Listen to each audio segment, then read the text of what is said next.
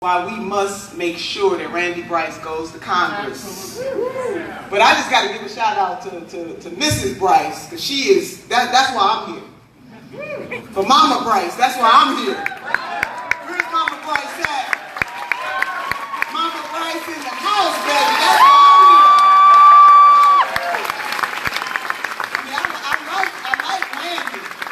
You know, I like Randy, but I love Mama Bryce. Oh my God, we can do this. We love you, Nancy. And so, it is so important though. It's good for the choir to get together and lift each other up.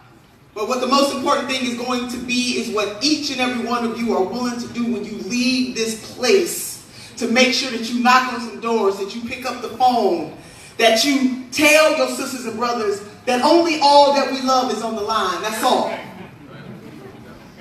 So if you care about in this country the fact that the ultra wealthy get everything and the rest of us get nothing, you must get out there to vote and take somebody with you, because all that we love is on the line. If you understand that the system is rigged socially, economically, politically, and that just as it is done on purpose, we the people can be the change, we gotta get out there to vote. Because only all that we love is on the line. You know, Senator Sanders and I have been traveling all over this country. I bring you word from your sisters and brothers in Indiana and South Carolina and North Carolina and Iowa. And what we have found everywhere that we have gone is that people don't want more than what they deserve. They want to live a good life, not a halfway decent life, a good life.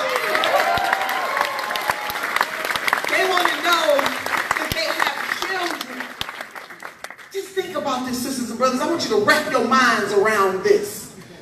That we can look into the eyes of our children and tell them that their future will be better than ours.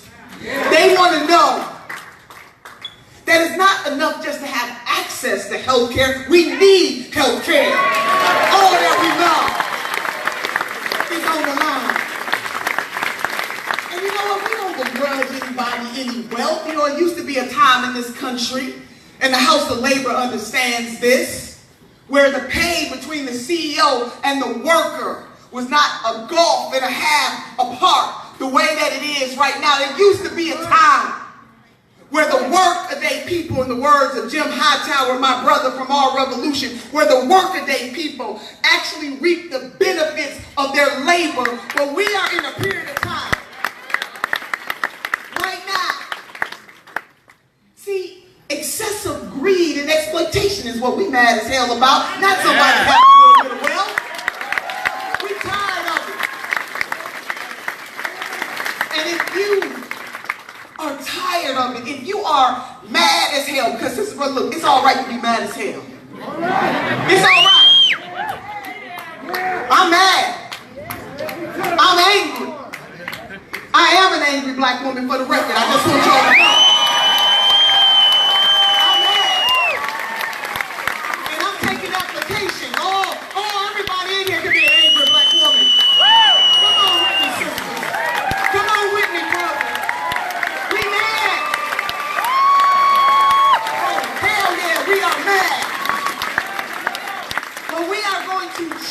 That anger into action, because it is not too much to expect the people who we elect to office to care more about the next generation than they care about their next election. All that we love is on the line. That's all. That's all. So if people ask you why is it important to vote in this election and the next and the next and the next, you just tell them that all that they love is on the line. That if they believe that we should have Medicare for all in this country, they need to vote. If they believe that our children and our children's children deserve to inherit a country where they can live out their greatest greatness, no matter what their walk of life is, they must get out there to vote. Only all that we love is on the line.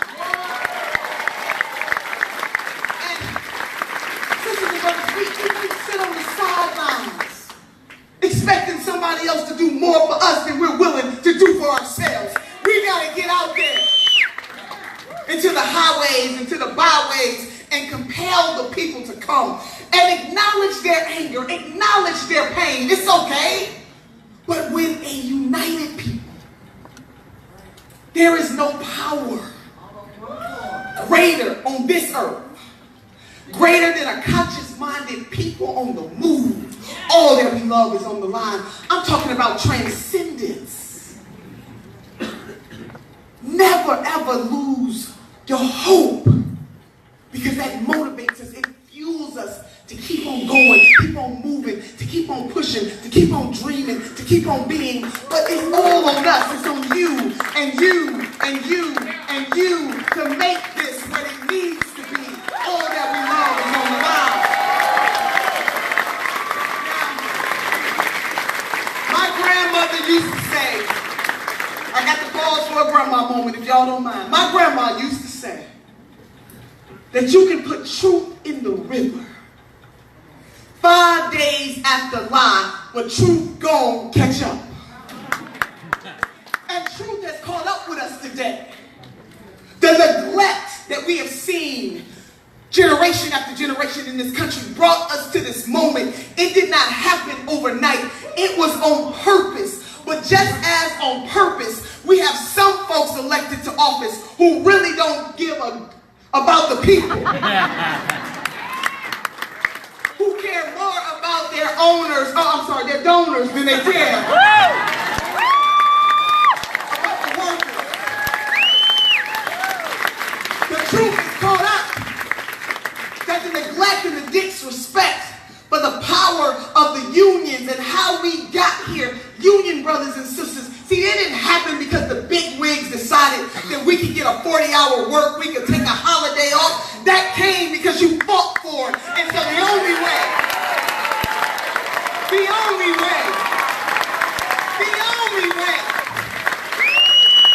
see, we've been here before.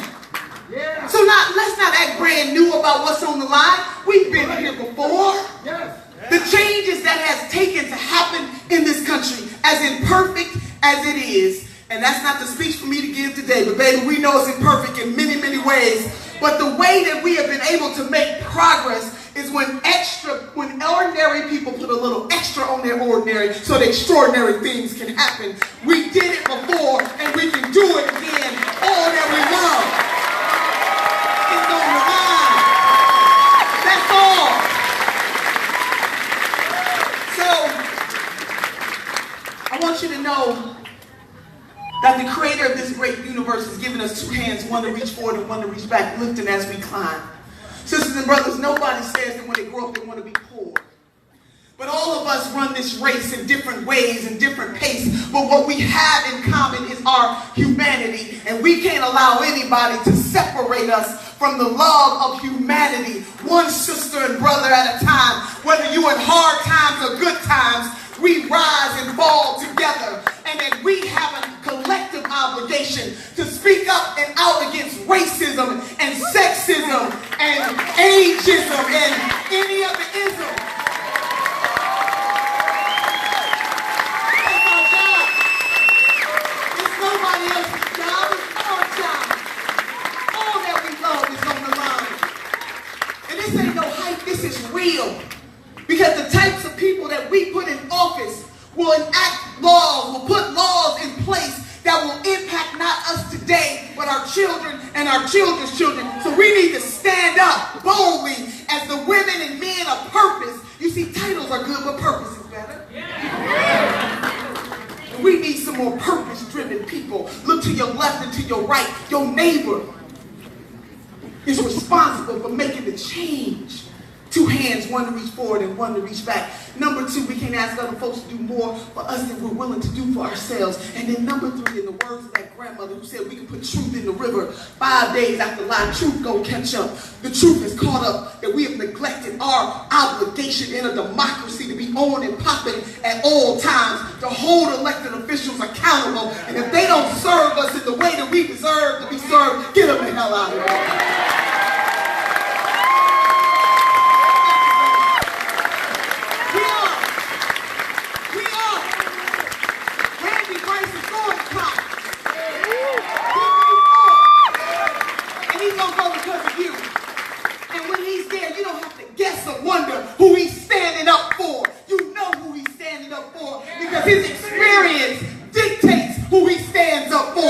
to the people every single day. All right.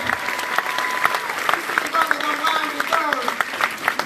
And coming on home, I'm feeling some type of way, working family's party. I'm feeling this right now. So I'm going to close with Grandma. I started with Grandma. There's something about Grandma and the spirit. My grandmother had a third grade education. She was from the South. She could not read or write, but sisters, she could count her money. And she kept her money in the Southern Ladies Bank and Trust. When I asked my grandmother, what does it take to be successful in life, she said to me, all you need are the three bones, the wishbone, the jawbone, and the backbone. She said the wishbone is for hoping and praying, because hope is the motivator, the dream is the driver, the reason why you are in this hall today. The reason why you are standing up, the reason why you are committed to going to vote, taking some folks with you, is because you understand and believe that tomorrow can be better than today. If we put a little extra on our ordinary. She said the jawbone will give you courage and power to speak truth to power, to lift your voice. But the most important bone of them all, you ready for it? The supercalifragilistic expialidocious is the backbone. Because the backbone, sisters and brothers, will keep us standing through our trials and our tribulations. And we're going to go through some stuff in this life, but you can't have a testimony without a test. And we are being tested to determine whether we have courage enough and conviction enough that after we've done all that we can